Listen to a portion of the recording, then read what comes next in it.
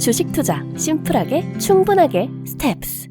스텝스 구독자 여러분 안녕하세요. 돈 되는 정보만을 꽉꽉 눌러서 알려주는 리서치 돈알리의 최상욱입니다.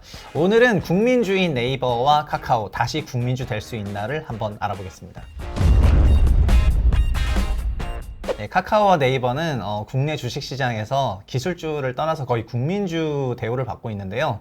그런데 그 국민주라는 이름에 걸맞지 않은 주가 행보를 보였던 게 2022년 상반기가 아닌가 이렇게 생각이 됩니다. 여러 가지 이유가 있을 텐데 어떤 부분에서 국민주로서의 그런 지위를 좀 위협받게 되었는지, 그리고 하반기나 2023년에는 다시 한번 그런 국민주로서의 사랑을 받을 수 있을지, 오늘은 하나투자증권의 인터넷 게임 섹터를 담당하시는 김소혜 애널리스트를 모시고 진행해 보도록 하겠습니다. 안녕하십니까? 안녕하세요. 하나투자증권에서 인터넷 게임 담당하는 김소혜 연구원입니다.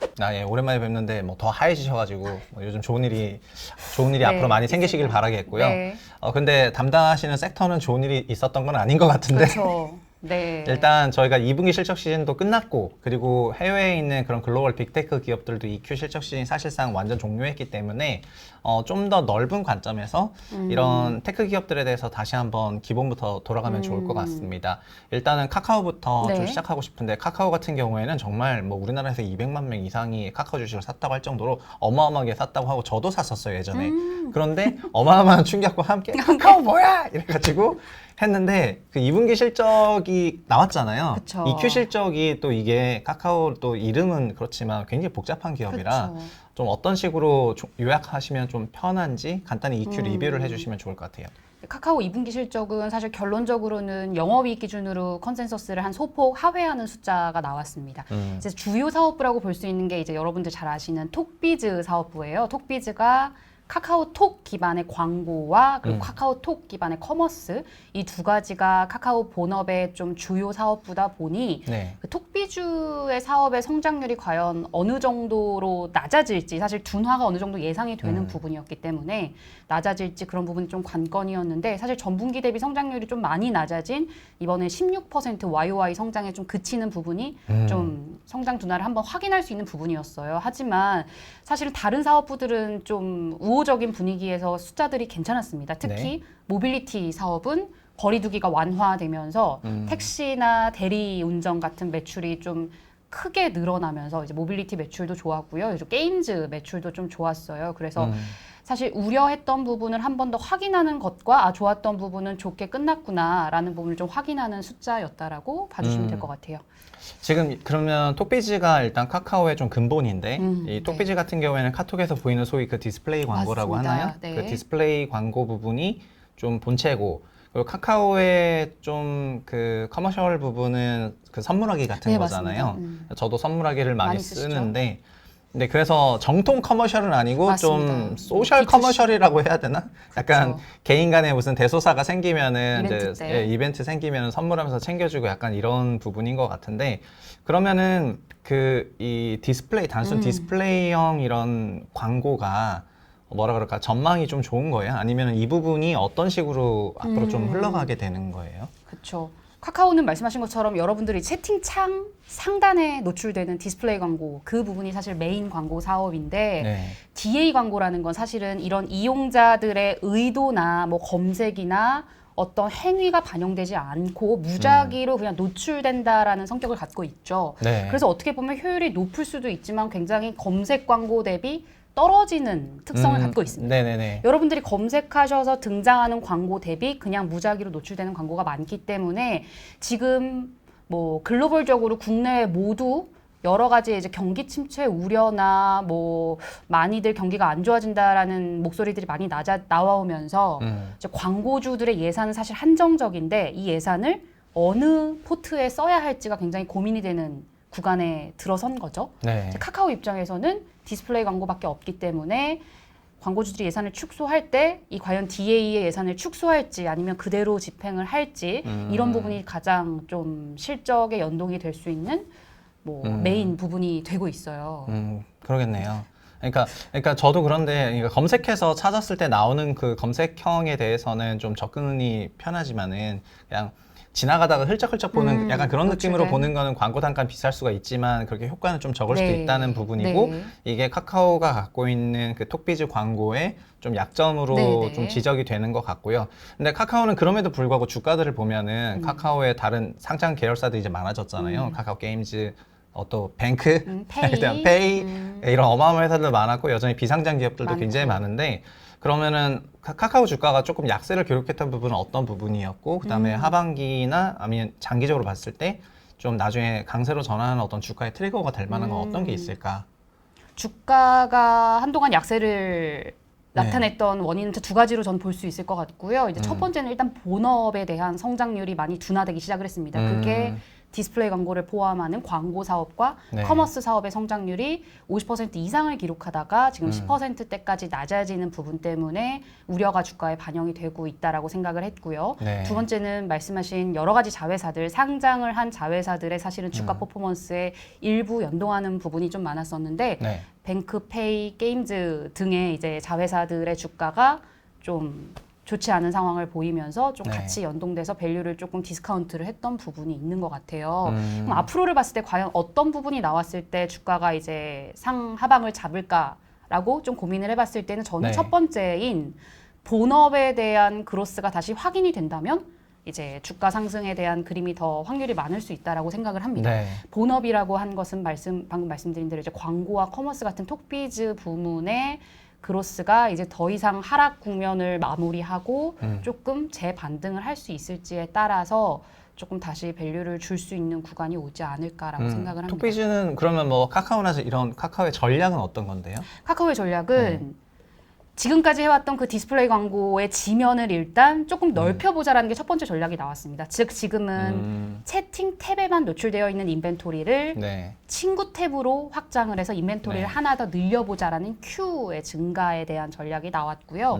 두 번째는 디스플레이 광고밖에 없는 카카오가 이제는 뭔가 서치 광고, 검색 광고를 한번 가져가 보고자 하는 전략의 일환으로 네. 사실 오픈 채팅이라고 하는 서비스에 광고를 하나 추가하겠다라는 전략이 나왔어요.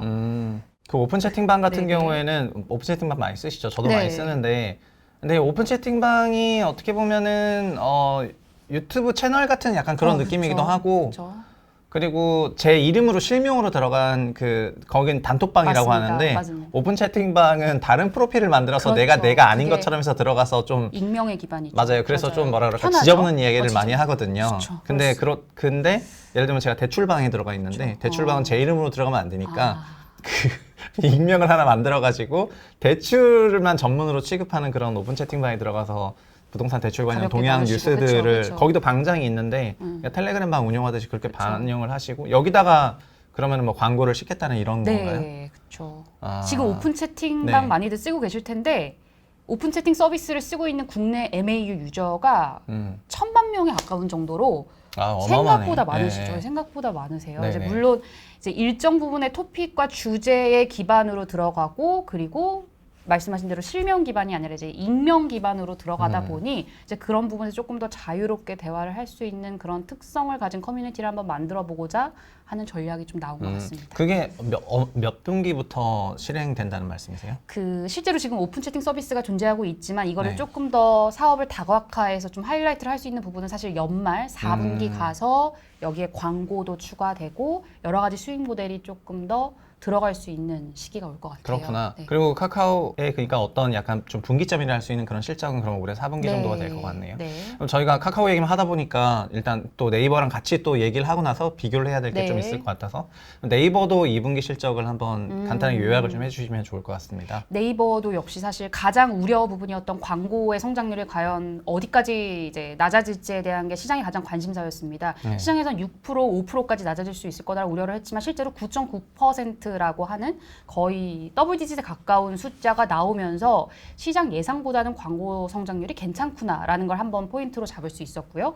커머스 성장률은 국내 이제 이커머스 시장 성장의 모든 정체 둔화와 함께 사실 그로스가 많이 꺾이는 게 유지되는 부분이 커머스에서 숫자가 확인이 됐고요. 나머지 핀테크, 뭐 클라우드, 뭐 콘텐츠 부분은 너무나 예상보다 좋은 고성장의 숫자가 나왔어요. 하지만 여기서 또 핵심은 시장에서는 과연 이 수익성 마진율 부분에 대해서 네. 1분기에 16.4%로 조금 안 좋았기 때문에 이 부분이 가파르게 과연 회복할 수 있을지 정체될지가 이제 관건이었는데 이제 마진율은 아직 회복하는 추세가 나타나진 않았고요. 16.4% 거의 동일한 수준이 유지되게 나왔죠. 네.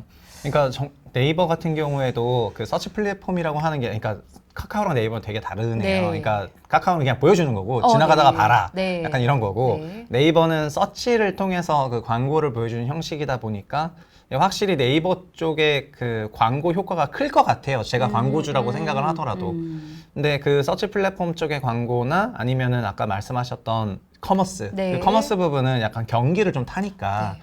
그래서 이 아무래도. 두 부분에 대한 우려가 있었던, 그럼 상반기 가격 조정이 나왔던 이유도 네이버 같은 맞습니다. 경우도 약간 비슷한 네, 건가요? 네, 맞아요. 그 두 가지의 메인 사업부에 워낙에 네. 기저 효과도 높았고 네. 그리고 이제 전체적인 경기와 매크로 환경의 불안과 함께 성장률이 좀 낮아질 수밖에 없는 것 때문에 조정이 나왔다라고 봐주시면 될 것 같아요. 네, 그러니까 어떻게 또 커머스 같은 경우에는 국내만 보더라도 네이버가 어마어마하게 또 이커머스를 장악하고 있지만 뭐 쿠팡도 있고 이커머스도 이커머스대로 또 어마어마하게 전쟁을 하고 있고 카카오는 커머스라고 하긴 했지만은 사실 그냥 개인 이벤트 B2C 선물, 간에? 네, B2C 커머스 네. 약간 좀 그런 느낌이어서 네. 이제 완전 메인 전쟁보다는 한 단계 내려가 있기 때문에 카카오는 좀 톡비즈가 본체인데 그렇죠. 여긴 디스플레이고 그러면은 뭐 이런 거 다 그 각사들이 서로 보고 배우는 게 있을 건데 좀 네이버는 그럼 전략이 어떻게 돼요? 어떻게 하면은 커머스하고 서치 플랫폼에 대한 그런 수익률 하락이나 성장률 하락을 많이 할 전략이죠? 사실 서치 플랫폼은 저희가 말씀드린 것처럼 이제 검색 광고 기반으로 좀 탄탄한 포트를 갖고 있기 때문에 네. 경기가 침체되거나 광고주 예산이 줄어드는 구간에서도 상대적으로 방어를 할 수 있다, 문제 없다라는